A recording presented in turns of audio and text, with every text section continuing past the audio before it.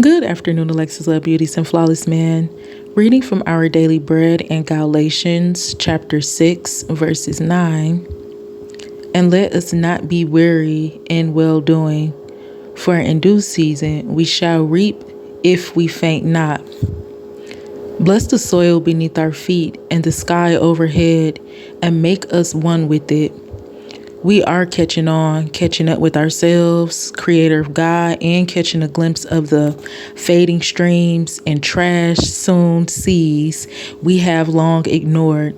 Bless and use our reclamation efforts, for it is a task we can't accomplish alone. With your help, we can bind up and reclaim this poor old earth.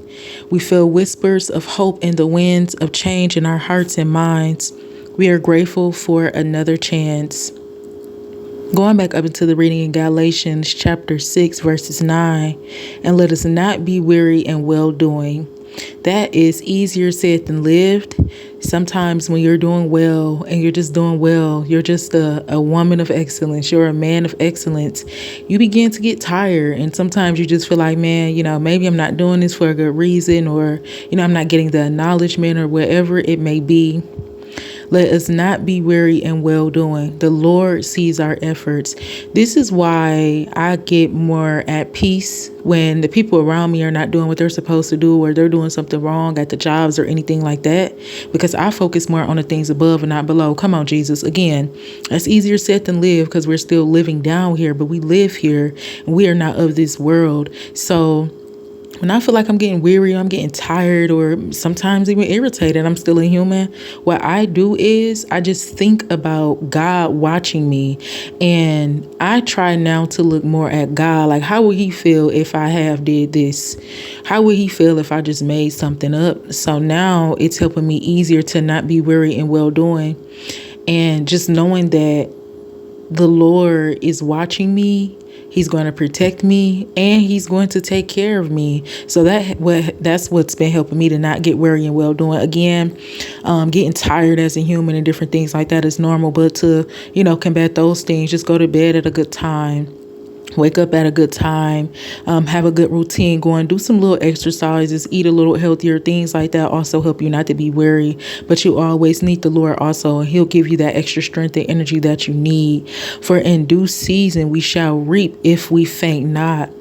A lot of the times, come on, Jesus, we might see people doing hard work. We might even do hard work, but we only reap the harvest if we faint not. So we cannot give up. And this is where some of us is not seeing the fruit of our labor, because if it doesn't look like this is going our way, or that's going our way, or we're not getting the outcome or desired result quick enough, then we give up and we'll never see the fruit of that labor. So we have to just keep going and going. We have to believe that what we are doing, we are going to reap the harvest. Like the Lord said in Habakkuk chapter 2, verses 2, when he said, write the vision and make it plain, and then wait on it. That is just hitting me different, because when you're living through that, when you're going through that, it makes a lot of sense. After the Lord tells you, when he gives you the vision, the Lord is the only one that can give you the vision, and you hold on to that, then it's a process of waiting. Come on, Jesus. There's nothing else you can do. Anything else you try to do is going to fail. So at the appointed time where you go and you seek it first, the kingdom of God and all of his righteousness, and you ask him, what is the vision that you have over my life? What is the will that you have over my life? Because I just can't keep living like this, because this ain't getting what it's supposed to give. And the Lord actually begins to work with you. Then there's going to be a season of waiting. And in that season of waiting, you cannot faint, because all of the work that you have done, all of the things that you and God have already done in covenant, it will come to pass if you faint not. So we have to keep going forth in our work. Do not get weary and do not faint. The person in their testimony said, bless the soil beneath our feet and the sky over our head, and make us one with it. Lord, make us one with your creation. This is what we're trying to get to. We're trying to get one with God's creation. We are catching up on things. We catching up on ourselves. We catching up on God. We getting a glimpse of things, falling, and kingdoms falling, and people getting sick. We're just seeing a whole lot of things going on. The person in her testimony said, bless us for our reclamation efforts. Lord, bless us for the efforts. that we are making every single day. For it is a task that we can't accomplish alone. We cannot do this alone. Like, you can't, it's just impossible. Like, I know people out there saying all different types of stuff, but you can't do it alone. You can't write your own vision and make it plain, because it's not something that you are making up.